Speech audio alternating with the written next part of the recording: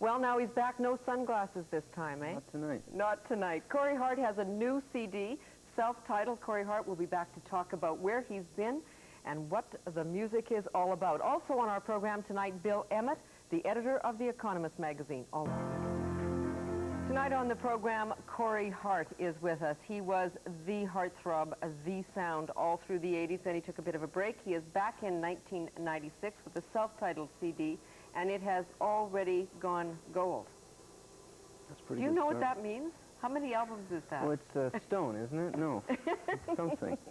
It's like 50,000 in Canada in 24 hours or something like that. It's a good start. Yeah? Yeah. Now, you said on the liner notes of this album that it was written and recorded during a period of time that saw more change than at any other period of time in your life. It's true. The album was written and conceived during a period of time where I went through a number of personal changes, including a divorce, the beginning of recording and writing again, which I had experienced really the first dry season, you know, as a writer. I went through about 4 years where I didn't write anything. 4 years? Mm-hmm. I wrote... What is that like? It's miserable. Because you're a very prolific writer. I mean, you've been doing this since you were about 13. Mm-hmm. It's something that I always took for granted almost, that songs would always emanate from me and would always just fulfill me. And suddenly, around age of 29, 30, after my 6th album, I didn't have anything more to say. And I just thought that, you know, within about 6 or 8 months, something new will come. Yeah. And it really didn't. And I actually started to question whether I wanted to continue writing and continue making records. And, you know, you just ask yourself all the existential questions, right. I think, at every benchmark. But it's also, it must be extremely scary. Well, it is to figure at 29, 30, you don't know what you're going to do for the rest of your life. Yeah. When you've done something all along, and something that has given you so much joy and has given you so much purpose. You know, I think when you lack purpose in life, you lack vitality. Now, this album is dedicated to the woman you divorced. Well, I didn't divorce her. We both. Okay. We both. It's the phrasing of yeah. it is. You separated. We weren't. Yeah, we split up. Yeah. And yes, I dedicated the album to her because. For first and foremost, we spent 14 years together. Yeah. We grew up together, and this was a childhood sweetheart. Yeah, I was 18 when I fell in love with her, and she was 17, and we shared all of life's ups and downs together. Yeah. And her spirit, is always inside me. Will always be inside me. And many of the songs were written after we were apart, and I just felt it was a very natural thing for me to do. Are the songs about working through that? Is that why you have something to say? Are they through? Well, they definitely were therapy for me. I mean, songwriting has always been a source of understanding for me of who I was and who I wasn't, and has always been a mirror for me to better try and figure out what we're all trying to do is, why are we here? What are we trying to do here? Do you have the answer to that yet? If you do, you better bottle it and sell it. Far from it. I think there's a few more albums left in me yet.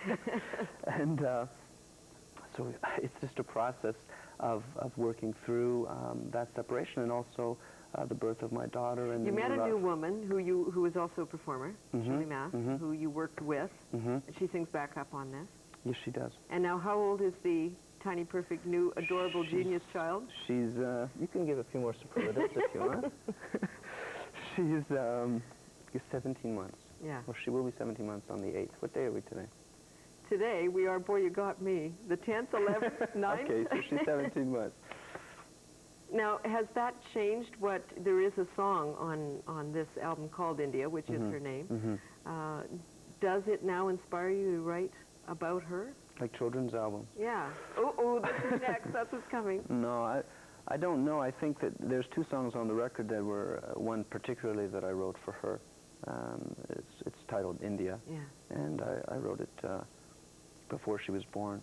And it's a lullaby, a tribute. I think that if I succeeded as a songwriter, any parent will be able to understand some of the elements that I'm writing about, some of the emotions that I'm writing about being loyal and being, you know, faithful to your daughter and your child, and to always try and do the best that you can and be present. And there's another song on the record called Simplicity that is somewhat shaped, you know, by her.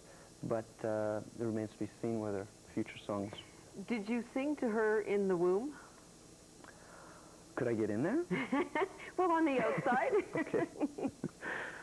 We didn't get censored, didn't we, Pamela? No. I'm just wondering whether you actually do that. I mean, your life is music. Presumably, you want to... I sang to her often, and in fact, when she hears that song now, she lights up. And aside from the fact that I'm trying to make her like it now, I play it for her every day. She did hear it often. She was there while we were recording, and you know, during the 9 months, I wrote it fairly early on in Julie's pregnancy. So I think that she's definitely accustomed to those chords. That's interesting.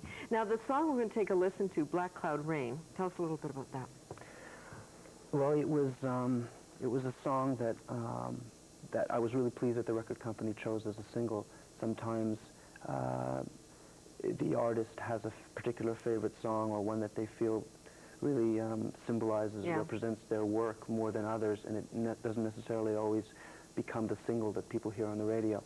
So I was happy that the record company chose that song, and quite simply, it's a song that represents love's power and love's ability to conquer all.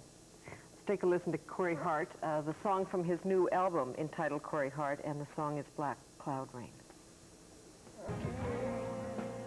So do you like that? Actually, it's a good direct question. Actually, I do like it very much.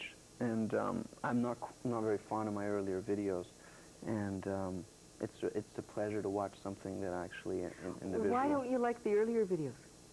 Because I wasn't particularly happy with the way that I presented myself. Because we're going to actually take a look at some of them. We'll see if you're squirming.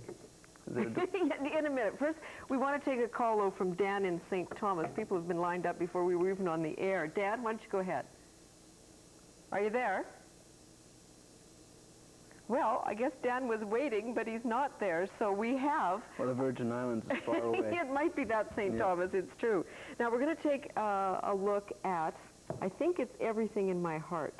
Okay, yeah, I remember that one. Okay, and will you not like this video, do you think? Will I cringe? Yeah. This one's all right. Okay, well, we'll take a look at Everything in My Heart. This is from what year? 85. 85? Shot in Boston. And then we'll go right to break and come back and continue our conversation with Corey Hart, because he has a new album that he likes better than this one.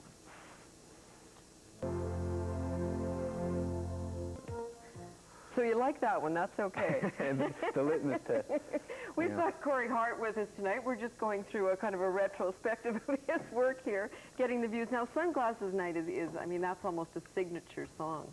It was my first single. It was what introduced the world to my music, and I was really fortunate that it came out at the right time, and a lot in this business has to do with timing. Yeah. And so why did it work? Well, I think, you know, we talk about bottling something. I think that would be a pretty good one to bottle if you knew what works. I just think it was a combination of a lot of elements, but it just was right for the time, and it was the right image, the right song, and the right record company behind it. How did you cope with that, with being everybody's dream? I mean, the women at the foot of the Nightmare. stage, come on. Was it really? No, I didn't mean it was a nightmare. No, I mean, you were their everybody's nightmare. dream. I mean, so young, such fame. I mean, everywhere you went, mobbed. Well, you know, you basically, you learn on the job how to deal with that. And I never really subscribed to the mythology of what the rock star was and what you read about. And in fact, I wrote a song about that on my fourth record. Actually my fifth album, called Icon, which is a really self-deprecating look at how absurd, you know, being a rock star really is. Mm-hmm. And of course it was flattering, and of course I tended to become a little more isolated, and I'm a private person to begin with, so it just pushed on that That's trigger. your response to it. You pull back, you don't say, oh gee, I am sliced bread here. No, well, you could, but I didn't.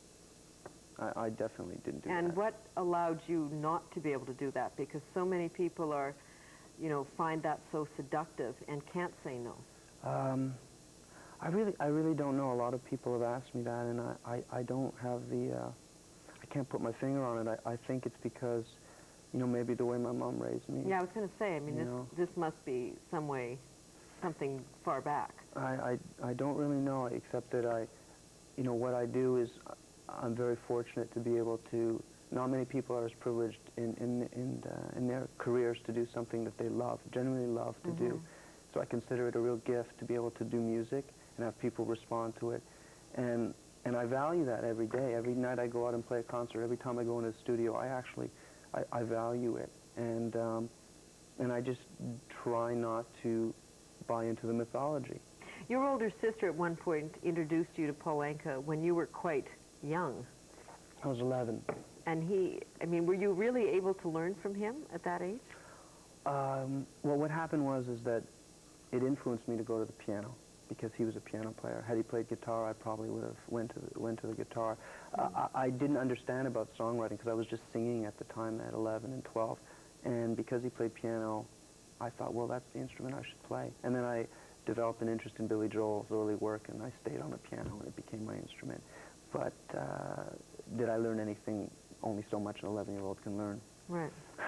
So it wasn't there that you kind of got, or maybe it's in part because of the early age, that somehow you have this in perspective. Perhaps. I mean, there's a lot of artists that start very early on, and they veer off because it comes and it goes. And I always, I'm not saying that there was a period of time where my records weren't selling as well. Yeah. Was that hard too? Well, of course. Yeah. I mean, you take that personally. Absolutely. I think any artist that will tell you that they don't care are not being honest, because you create to touch people. And if, you know, it's all on a scale, a barometer. I mean, what is success? Is it 10 million records or is it 1 million records? I mean, the numbers are all confusing after a while, but you get a feeling when you know a record's reached people and has touched people. And a few of my records came and went very quickly. And of course, you feel a sense of loss, and you feel Is that part of the reason you ended up with, as you put it, with nothing to say? I mean, if you put out a couple of albums in a row and the public says, I don't like that, then you start to really question yourself? It may have played into it. I really believe that I wrote I was very prolific through my 20s. I recorded 6 albums in a period of 8 years. And I really believe that it was inevitable that I would reach a point where I just wouldn't have any more songs to write. And I probably could have taken outside songs, which is something the record companies have always wanted me to do, and work with hit writers from the States. I was quite astounded by that. I mean, you said no to actually performing the music for Top Gun and Beverly Hills Cop. I mean, these are 2 mega blockbusters. You would have made a ton of money. Yeah, but it's never been about the money, so I agree that they probably weren't smart career moves. Whoever said that. In retrospect. But I would make the same decisions today, because it's, I don't want to record anyone's material that's not my own, unless it's a real classic chestnut or something. Yeah, now on this one is Love Hurts, which I immediately said Graham Parsons, Emmylou Harris. You said no, originally the Everly Brothers. So, I mean, I love that song. What's the appeal to you? Well, I'd only done one other cover in my career. On my 3rd album, I did Elvis's Can't Help Falling in Love, which some people loved and some hated. Oh, no, it was wonderful. Well, when I went down south, I was on tour in America, and a lot of the southern states were pretty angry that I had the nerve, you know, sacrilegious to take the King's work on. But the song did quite well, and a lot of people seemed to like it. So you asked me about Love Hurts. It was a suggestion from the record company, from actually the man that signed me to Columbia, Vito Loprano, and he... And it fits your mood? I mean, you have to look at the lyrics. I mean, this is not a happy song. Right. Yeah, it's, well, no, it's not a happy song. It seemed to work in the tapestry of all the other songs on the album, and I kept an open mind to it, and I said, I'll record it, and at the end of the day, we'll listen to the whole album and see if it fits. And it seemed to work. We're going to take a listen to some more work by Corey Hart, the old stuff. I get to sit here in the studio and watch his reactions to it. I'll tell you right after this break. We're here with Corey Hart. He has a new album, a self-titled CD. Corey Hart would be the guest. Now, you get your 10 seconds in response to your Asian eyes. You hated that scene from the CD, yeah. From the video. The music you liked. No, I really like the song. Yeah. I really love the song. The video we could do without. And is that just because you were a younger guy then? I mean, we all look back at things we did 10 years ago and say, oh, my God. No, it's really subjective. I mean, yeah. Someone else will look at it and, you know, some of my fans may really love that video. It's very subjective. It's strange because I haven't seen a lot of these videos for a number of years, and I'm getting a nice little crash course in Corey Hart videology. Now, when you were off, when you were in your, between sort of 91 and coming back, I mean, if you weren't writing and you weren't performing, what did you do all day long? I want to get that personal, Pamela? Yeah. What did I do? Well, I would just, you know, on Saturday night I'd watch the hockey games, and I would, you know, play tennis, and I'd hang out with my brothers, and we bought some land, Eric and I bought some land, and who was my first wife, and we were in the process of building a house, and we did build a house, and that took about 1.5 years' time. We traveled, and I just hung out. I tried to be a farmer and grow some tomatoes, and didn't do very well. Do you find yourself to be a more spiritual person now than you were? There's some parts of this album, listening to it, that the music seems that way. That spiritual person, I think that I've always been. I wrote a song called "In Your Soul," which to me, you know, epitomizes a sense of spirituality. I'm not in a new age, you know, praying to the gods sort of image, which is fine, but it isn't the way that I'm representing it. It's more spirituality that emanates from your soul, and where you find your own comfort and you find who you are. And, you know, I wrote the song in '88, so that's 10 years. My math is very good. It's 8 years ago, something like that. So what guides you? Well, I believe angels guide me, and I think my compass is everything that I've lived through to date. Well, part of our experience. But what do you mean angels guide you? Well, it was a two-part answer. The angels, you know, I grew up with the philosophy that there were angels there that would guide me and that would protect me and that would try and do their best to lead me down, you know, right path, the right choices, you know, and sometimes we all failed, me and the angels. They didn't do their part. One of the critics once said of you, and this was 10 years back, but I just want to know whether you think it holds. Is he still a critic? He's still a critic. All right. He says of Corey Hart, he's the modern pop equivalent of F. Scott Fitzgerald or D.H. Lawrence, young men whose first works were thrice blessed. They appeared to be constructed without effort. They were critical successes and commercial runaways. Well, I'm in no way in the league of those writers, and nor would I ever be so foolish to think that I am.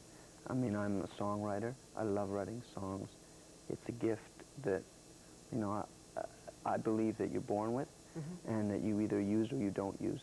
And I only want to get better at what I do. I only want to write with more layers and with more simplicity, if you see the paradox. And that's the thing, getting rid of the extraneous stuff. That's the skill. No, I'm just in a long line of a lot of songwriters, and I just hope at the end of the day that I can look back on my career and the fans. You know, I've been reading the fan mail on this new album, and a lot of people haven't written me in a number of years that are writing again after hearing this record. And sometimes I'm actually really moved to tears when I read some of the letters, because it makes it so, it crystallizes for me why I wanted to do this when I was a kid, because I wanted to touch people. Now, in some of the things written about you, it said that you were working on a screenplay at one point, that you might consider acting. Is all of that stuff back on, or is it off? Well, I think those were early interviews. Yeah. I think at 21, 22, I was getting sent a lot of scripts from Hollywood, because people down there thought that, you know, I could translate on film. And Brat Pack, good luck, looks, and all that stuff. Yeah. Perhaps. I just never had any inclination to act. So you're just going to continue to write, and if you run against another wall, will you know how to handle it better this time around? Well, I didn't, yeah, I didn't, well, how can I put it? I didn't self-destruct. No. You know, I think that... But if a writer can't write, it's a very frustrating... Well, I'll just try and climb the wall the best I can. Now, you're going on tour all over. That's my first tour in 9 years. Yeah. Yeah. Are you going to be leaping around the stage like you Not used to so do? much. Too old for that. Stay in one place. Are you taking India with you? She's, well, she's with us all the time. Yeah. And in her mom's singing backgrounds, I was lucky enough that she accepted my job offer to sing background. She's such a great singer, she doesn't need to be in my band. So there might be a debut. Really nice to talk with you. It was a pleasure, Pamela. Yeah. Best of luck. All the best to you. Corey Hart, his new album entitled Corey Hart. First, what album is this now? Number 7. Number 7. But it's not a crap out. No, it's a good one. We'll be back in just a moment with Bill Emmett. He is the editor of Economist magazine. We had a chance to talk with him when we were in London last week.